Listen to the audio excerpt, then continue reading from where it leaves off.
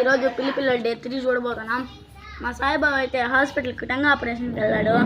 అందువల్ల మేము upload చేయలేకపోయినాం videos. ఇంక డైలీ అప్లోడ్ చేస్తాం, చూసేయండి. చలో గాయస్, మా పిల్లిపిల్లల్ని అయితే కొత్తింటికి మార్చాం. మా పిల్లిపిల్లల్ని ఈ కోతి బొమ్మతో అయితే కోతి బొమ్మ ఇస్తే ఎలా రియాక్ట్ అవుతాయో చూద్దాము. రెడీ గాయస్, చలో. ఇదిగా గాయస్, మన పిల్లిపిల్లలు అయితే అక్కడ ఉన్నాయి. మనం ఇప్పుడైతే మన దగ్గర ఉన్న కోతి బొమ్మను అయితే ఇవ్వబోతున్నాం. వాటినైతే ముందు అవును ఫ్రెండ్స్, బాగా పెద్దగా అయిపోయి ఇంత ముందు 4 కనుక్కుంటే ఇప్పుడు బాగా నడుస్తున్నాయి. ఒకటి లోపల పనుకొని ఉంది. స్పీక్ చూద్దామా దాన్ని. చూడండి గాయస్, తల ఉప్పుతుంది.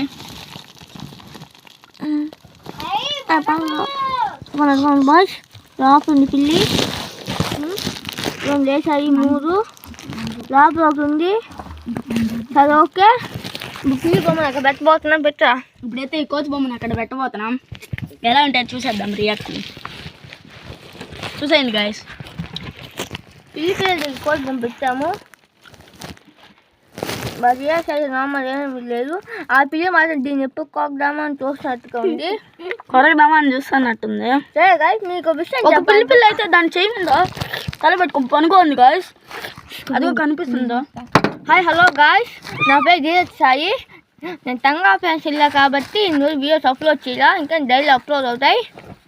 ఏం రియాక్షన్ లేక నా పిల్లి దీన్నే చూస్తుంది, బొమ్మనే భయపడుతున్నట్టుంది. అలానే ఇదిగోండి గాయస్, నేను భయపడతామండి. సరే ఇంకా డైలీ అప్లోడ్ అవుతాయి గాయస్ వీడియోస్. సరే, అలానే మీకు విషయం చెప్పాలి గాయస్. పిల్లలు మ్యాక్సిమం ఎక్కువ మంది ఎందుకు పెంచకపోవడం తెలుసా?